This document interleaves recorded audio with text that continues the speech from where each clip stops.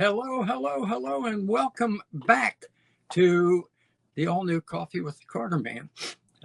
It's good to be back, and it's good to have you back again. And we got a lot of great stuff in today's show and in the coming weeks and months ahead. And but first, the first thing I want to say is a lot of people, when I did the promos, some of you saw the promos over the past couple of weeks, have asked me, well, where'd you go for the past year? If you fell off the face of the earth. Actually, what I did was I pastored a church up in the eastern panhandle of West Virginia for a year, a Pentecostal church. Great experience, great experience. More important than what I did is what I had to say there. And just very briefly, can all be wrapped up in an old hymn written back in 1910 by a woman named Julia Johnston. Some of you know it. Grace, grace, God's grace, grace that can pardon and cleanse within. Grace, grace, God's grace, grace that is greater than all our sin. That was my entire message for the year. And it was well received, but it's great to be back. And now it's time to get back to the hardball, no prisoners taken, no quarter given, Coffee with the Carterman and talk politics. We have a great show today. We're going to start off with our usual hot corner news analysis, what's going on in the news, the top stories, and we're going to take about 10 minutes on that. Not a long time, because I want the centerpiece of the show, particularly today, to be our interview segment, because today we have back Bill Wilson. Now, some of you remember Bill Wilson. We interviewed him a couple times on Coffee with the Carterman. Bill is the top political analyst and strategist in America. Look, accept no substitutions, all right? With Bill, it reminds me of, and I'll make this quick, some of you know Hercule Poirot, Agatha Christie's arrogant little Belgium detective. One of my favorite episodes, a guy walks up to him and says, "Oh, so you are a detective?" And he says, "No, I am the detective." Well, Bill is the political strategist and analyst. So we're going to hear from him for the bulk of the program. And then I'm going to come back for a little bit of housekeeping in particular that concerns you, because it's all about the Inner Circle Club, okay, and the incredible member benefits for just $10 a year. I'd like to get that up front. You get this thing, they're always saying $9.99. I hate writing a check for $9.99 or debit money. $10, all right, just $10. I said a year, a month, and the benefits are incredible. So first of all, let's get to what I'm calling, in the new Coffee with the Carterman, I am calling the hot corner news analysis. Okay, the hot corner news analysis. Those of you who are baseball fans know the hot corner is third base, where the ball comes up there so fast that I never wanted to play. The only position I hated worse than for third base was catcher. And whenever I think of third base, all I can think of is Don Hoke played for the Pittsburgh Pirates at third base, got his nose broken 8 times, which was not an appealing thought to me. So I hated it. The hot corner, we called it. So let's look at the hot corner news, okay? Let's look at the hot corner news coming at us fast and furious. One story that just broke, and I'll do a quick comment on, is that the Senate now has referred Fauci to the Justice Department to hold him in contempt. Now, with that referral, and about $3, depending upon where you live, you can get a cup of coffee at Starbucks. That is meaningless. That is the Senate shirking their responsibility. Look, the United States Senate, if it wants to, can toss Fauci in jail for what he did in his testimony. The 111 Fifth Amendment pleas, when he had no right to do it, they could have held him in contempt right on the spot. The great journalist, Dr. Larry Hunter, just did an article where he pointed out Twice, 1821 Anderson versus Dunn, the Senate was given that right. It was confirmed in 1927, McGrain versus Doherty. They could have done it. All they had to do was say, Sergeant at Arms, Capitol Police, arrest this man. But they didn't, because they're cowards and they're full of hot air. They're full of hot air. So they're handing it off to the Justice Department, shirking their responsibilities, so that once again they said, well, we did our best. You got to hate those politicians. You just got to hate them. All right, now on to the other news. First, let's look at today's left-wing media death watch, okay? We know the left-wing media's died. Mainstream media's dying. Television network news is dying because everything's coming where you are and I am right now, podcast. But we saw a good example of the death throes, let's say, at the left-wing media in an article from New Republic that you're simply not going to believe, okay? You're not going to believe it. It was about about yesterday's primaries, right? And it was written by some little worm there. Wait a second, let me get his name here. I just dropped it here. Some little liberal worm there named Malcolm Ferguson. And the headline on the article, now brace yourself, okay? It's the headline on their article, reviewing yesterday's primaries. Trump humiliated as candidate loses to someone who dropped out, okay? Then they put in the snide headline. Turns out Trump isn't the kingmaker he thinks he is. Well, now, what do they cite? What do they cite? They cite one race in Michigan's 8th district, one, where some guy named Amir Hassan, who evidently was endorsed by Trump, probably as returning a favor or something, guy barely stood a chance anyway in the primary. He lost. He lost somebody who had dropped out. And of course, most voters didn't even know it. But they knew one thing. They didn't want to vote for what they thought probably was a Muslim. Okay, I'm just telling you, the Republicans in that primary decided, no, we're not electing a Muslim because we don't trust those people. We've seen Mandami and we've listened to Al-Said Abdul there, who unfortunately did win. And so they voted against the guy. So that's how so the New Republic and their little worm reporter said, shows that Trump has no power. He's a loser. Nobody votes for who he endorses. So here's how Trump responded. You got to love it. You got to love it. This is Trump's tweet yesterday, 4:16 p.m. Here we go. This is from Donald Trump. I was 28-1 last night on endorsements.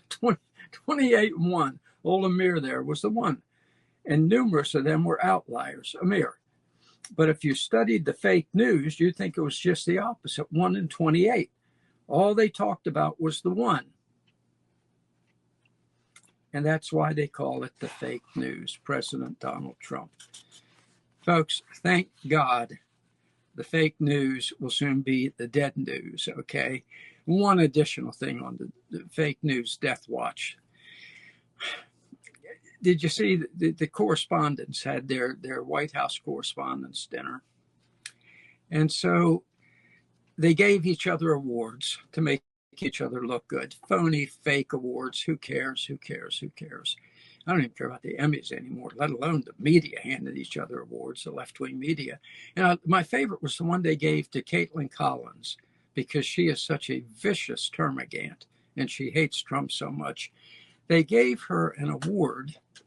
Are you ready for this? Here's what she got the award for meeting her broadcast deadlines.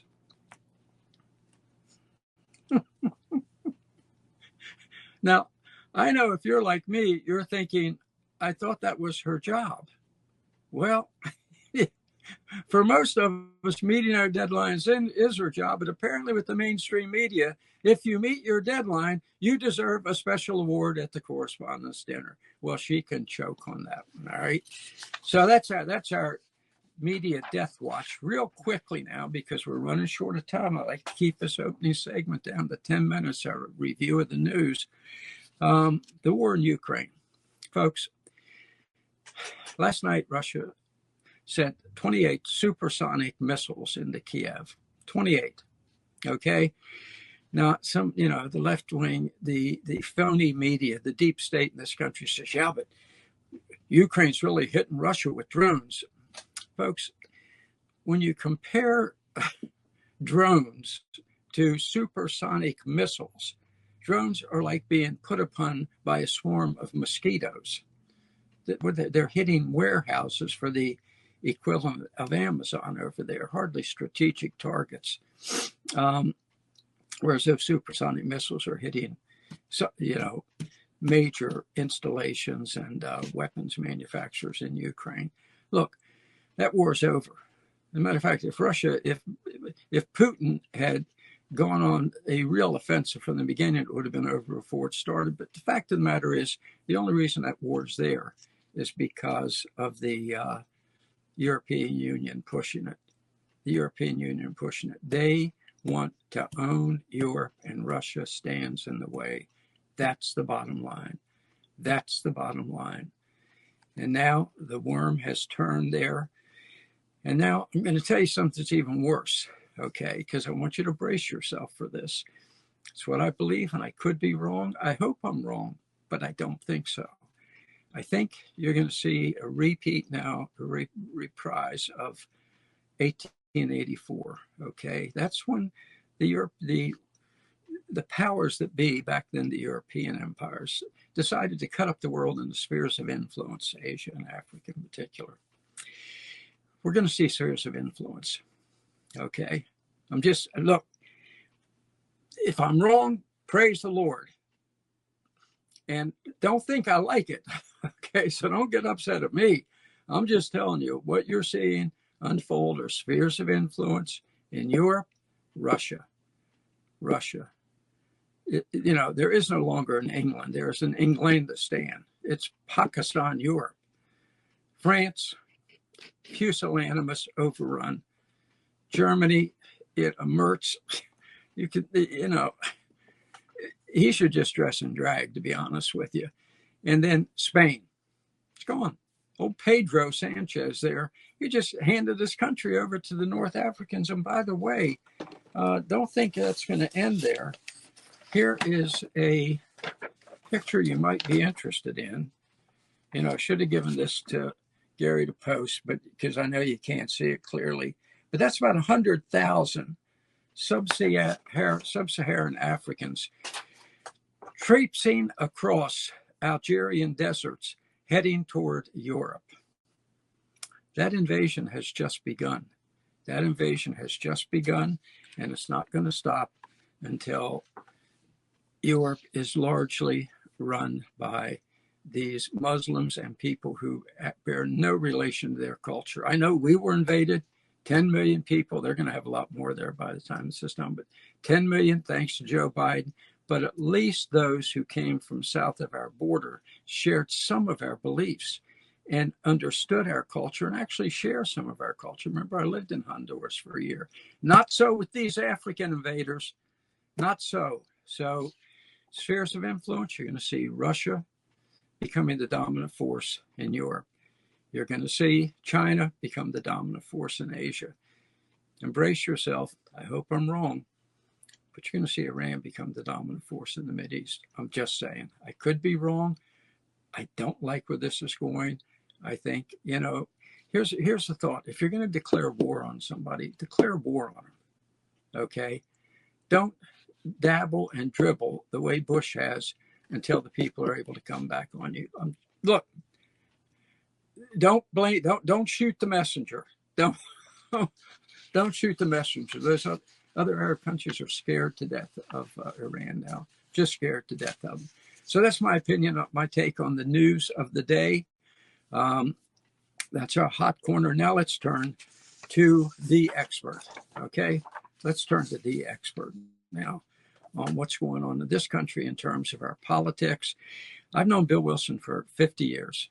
50 years. He and I started out the Right to Work Committee together. He was a young field rep there, went out and got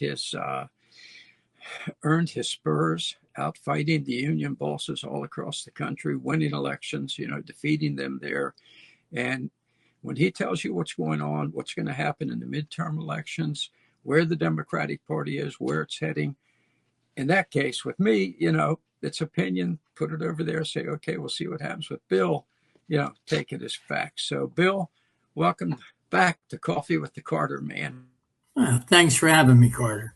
All right. We have a situation now. There are several situations I want to discuss with you. Obviously, one is looking ahead in just a minute to the midterms. If my opinion is if Trump loses the House and the Senate, he's going to be gone within 6 months, and we're going to end up with J.D. Vance there. That's just my opinion. But yeah, I mean, look, I think that if the House goes to the Democrats, we know they're going to impeach him. They've already said it. I don't think he has any illusions about that. And in point of fact, even if they lose the Senate, so what? They've got to have 67 votes to remove him. They're not going to get 67 votes. And so they could go through a trial. They could go through all of the nonsense. And he's still going to be president for the next 2 years. And all of it is performative. They're not doing anything. And I think when you talk about the midterms, the big thing to think about is, what are the Democrats offering as an alternative to anything? And the answer is nothing. All they're doing is offering their temper tantrums and rants against Trump. They're so obsessed with the man that instead of talking about something they would do that would be better, they're incapable of it because they don't have anything. That is a huge liability for them. And in terms of the midterms, the biggest problem, it's no shock, everybody can see it. The biggest problem for the Republicans is this war in Iran. And it was incredibly, in my opinion, ill-advised. I think the bulk of the American people, regardless of politics or party, feel the same way, that it was ill-advised, and that he needs to get out and help then take whatever time he's got left to reduce the prices of the basics, food, gas. Those prices have to come down. So if he goes into that vote and we're still playing this game in the Middle East and gasoline is over $4 a gallon and prices at the grocery store are continuing to inch up, then it's going to be a bad night for Republicans. There's just no way around it. That's the history. And there's really no escape from that. If, on the other hand, things can start to be stabilized on gasoline prices, we can find a relatively clean exit from this war of choice in the Middle East, then things don't look that bad to me. And let's take a step and be honest about it. 3 Republican presidents have crushed themselves on wars in the Middle East. Bush 1, Bush 2, and now Trump. I have an idea. Leave it alone. As long as the Saudis can pump oil, which they seem to be willing to do, that supports the global economy and Europe, and we can then continue along our energy independence plan.